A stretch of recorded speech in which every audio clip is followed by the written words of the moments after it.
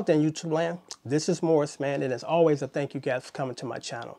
And today I'm going to do a special video entitled from one of my subscribers. And let me just say this first. I appreciate you guys, the subscriptions, and the increase in subscriptions I've gotten over the last week thanks to this gentleman. He was kind enough or gracious enough to do a video and more or less recommend me as far as checking out my channel and subscribing. So I thank you. You're definitely one of my favorite guitar players on YouTube. So my video is entitled Some of My Favorite Guitar Makers. I got a question from one of my subscribers as far as I'm new to playing. What do you suggest or recommend for a newcomer or a seasoned player?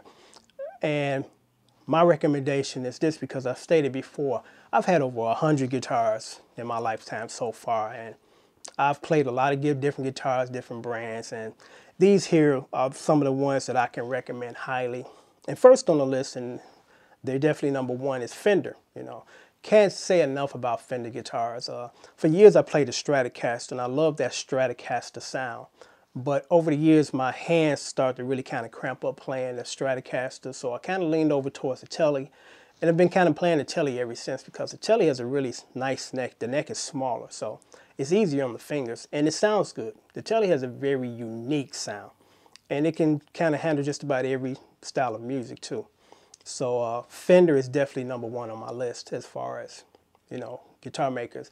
And another thing that I love about Fender is some of their guitars, most of them are very economical. You can get a pretty decent Fender for like 150 bucks. I got my Telly brand new with the tag still off of it on eBay for about $99 and free shipping. So if you look around, you can get some good deals.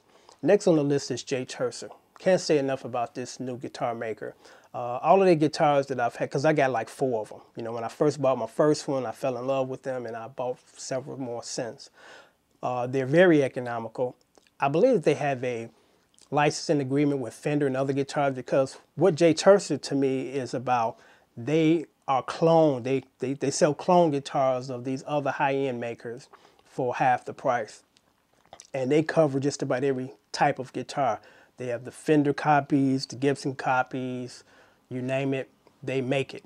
So you definitely want to check out Turser guitars. Next on the list is Gibson Les Pauls. Now, I've had a few Gibsons. I've had a Sheraton, and again, several Gibson guitars. I had the Les Paul from the era of the 70s when the body was actually thicker and the wood was solid. To me, me personally, Gibsons are just kind of heavy. You know, if you're doing rock, yeah, you definitely kind of want to go the Gibson route. But, you know, I won't say I'm not a fan, but it's a guitar that is a good guitar. But, you know, me personally, I kind of lean a little more towards the thin bodies and the Fenders. So, and another thing about Gibsons, they're very expensive. I mean, again, I love music. I've had over 100 guitars, and I just can't see myself spending $1,000 for a guitar. I mean, personally, I can't, because when you take it to the club, most likely it's going to get stolen. Because the majority of guitars that are stolen in nightclubs and not in your home. People don't break in and take them. They steal them when you in intermission, you know, after doing your set, they go back there and take over your instruments. So I would be very paranoid about walking around with a $1,000 guitar going to clubs. So, you know, but for those who can afford it, that's wonderful. Next on the list, and they've been on my list for a long time, and very highly recommended guitar maker is Ibanez. I love the Ibanez Roadster 2. I basically played that guitar exclusively for over 10 years back in the 80s when I was doing a lot of clubbing. They sound like Fenders, you know, but they don't cost as much. And quick story about how I got hooked up with the Ibanez guitar, or introduced to it. Back in the 80s, I went to the Guitar Center and I put down a down payment on the Fender Stratocaster. And then I came back about 2 weeks later to pay it out and pick it up. And the guy that sold it to me and put it in layaway, unbeknownst to me, sold it from up under me to someone else. So when I came to pay for it, he couldn't find it and blamed another salesman. Somebody took it and sold it to somebody else when I found out it was him.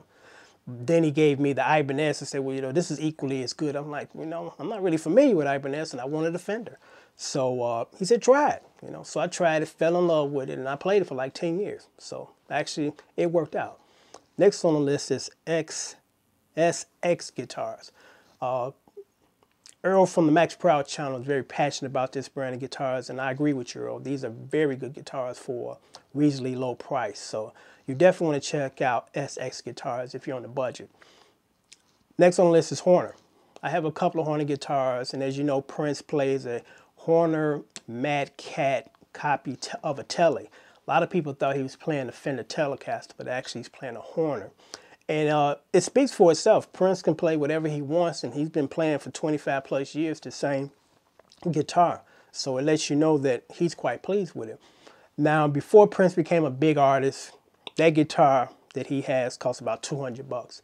But unfortunately, when celebrities become celebrities and they endorse these products, the price of them skyrocketed because, again, the Prince copy or the Hohner copy of the Tele was like $200. When Prince put his name on it, it went from $200 to about $1,100. So it's unfortunate that the consumer got screwed and Prince got a big paycheck and a big payday for that. So next on the list is basses, my Dr. Tech. I've had a lot of bass guitars, and none of them compares to the sound and the feel of a Dr. Tech. I've had a Fender Stingray, and the Dr. Tech copy sounded just as good. I mean, it's a beautiful guitar. $99 off eBay, free shipping. You can't beat that.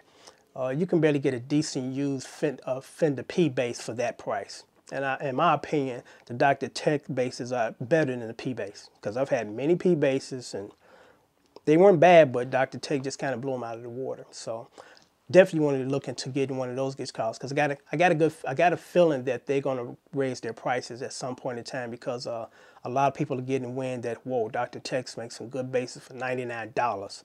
So definitely want to check that out if you're looking for a bass. So that kind of wraps up my list, but I'm gonna just say this quickly as far as purchasing guitars. The majority of the guitars that I have bought was from pawn shops of yesteryears. And what I mean by that is the pawn shops like 20 years ago, the guys that ran the pawn shops, they knew the value of every item in their store. These new pawn shops, these guys have no idea what they get, and unfortunately they usually overcharge you when they don't know what they have. So I'm not really a big fan of the quote-unquote new pawn shops. So that's maybe not a good place to look for your guitar. But eBay, I would say, is definitely a good place to look for your guitar, because you can get some good deals. The Tele that I play now, I got off eBay brand new with the tag still hanging off of it for about $99 and free shipping. And I love it. It sounds good. It feels good under my fingers. And last inquiry from a subscriber, and his question was, is it necessary to count when you're a beginner, when you're playing music, and to count the measures? And the answer to that question is probably yes. And the reason being is the counting helps you keep time when you're new to music. Now, once you become a seasoned musician and have a good ear, you don't have to count anymore, because you can actually feel the measures and when you need to change. So yeah, I know it's annoying, but in order to get to that stage of playing that you want to get to, you have to go through the baby steps. And most of us kind of want to speed things up, because now we live in a society where in 90 days you can get flat abs and, and all this, quick, fast, in a hurry. But as they say, the old saying, you get what you pay for. So, I mean, if you try to do a crash course of learning the guitar in less than 3 months, you're going to sound like a guy that has only been playing for 3 months. So, hang in there. It does get better. It also helps build a sense of discipline too. So, just keep hanging in there, and you'll get to where you're trying to go. Because it took me a while to really be comfortable with playing guitar. And once you do become comfortable, it stays with you for the rest of your life. So that's the reward. So on that note, I'm going to wrap this video up, and I hope that this was entertaining and informative. And until next time, take care.